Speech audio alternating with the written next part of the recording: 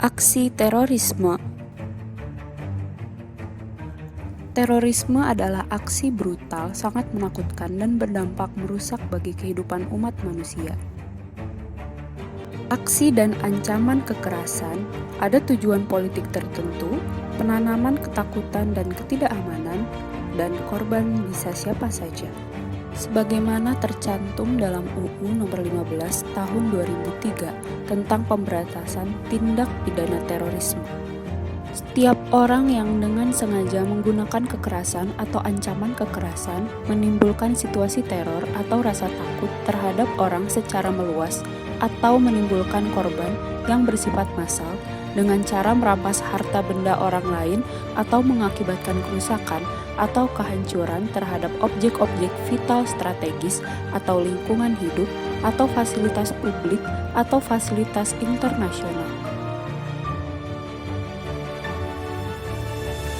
Aksi terorisme bukanlah hal baru.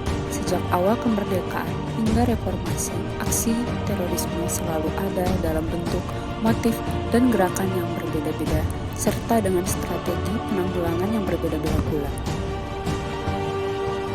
Di masa Orde Lama, ancaman terorisme muncul dari gerakan lokal yang menentang pemerintahan baru Soekarno.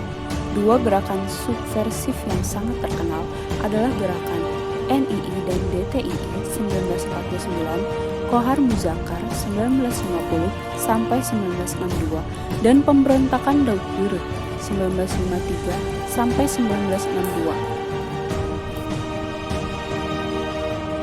Berbeda dengan Orde Lama, Orde Baru, teror berupa ancaman yang merusak stabilitas keamanan seperti peristiwa Cicendo 1982, teror Warman 1981, teror Woyla 1981, dan bom Borobudur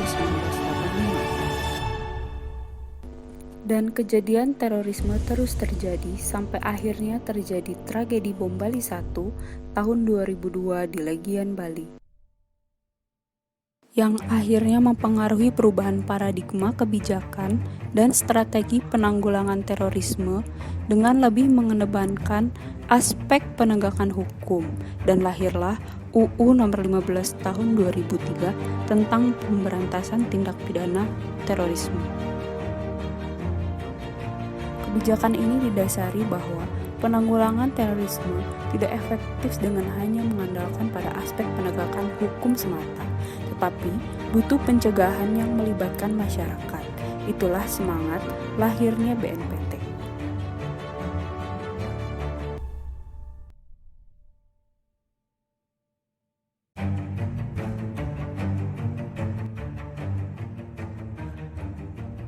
Dalam menanggulangi terorisme, 3 kebijakan yang diambil BNPT.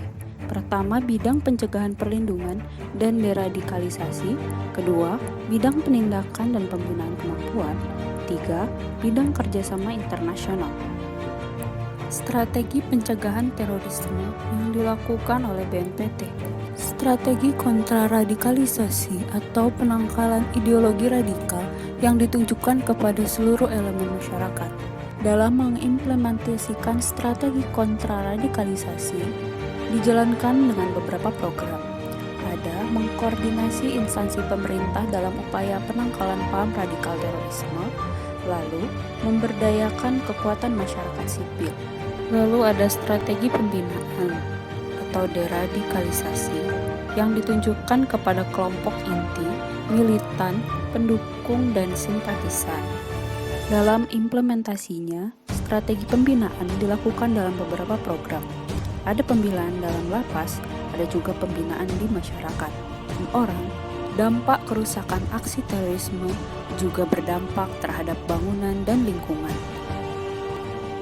Bidang perlindungan dibagi dalam 2 area. Pertama, pengamanan objek, transportasi, dan VVIP. Yang kedua, pengamanan lingkungan yang mencakup 2 area.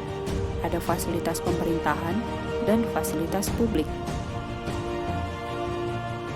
Dalam implementasinya, perlindungan dijalankan dengan kegiatan koordinasi dengan stakeholder, penyusunan database sistem keamanan, pembuatan SOP, sistem keamanan, dan sosialisasi sistem keamanan kepada stakeholder. Sekian video yang bisa saya sampaikan. Terima kasih.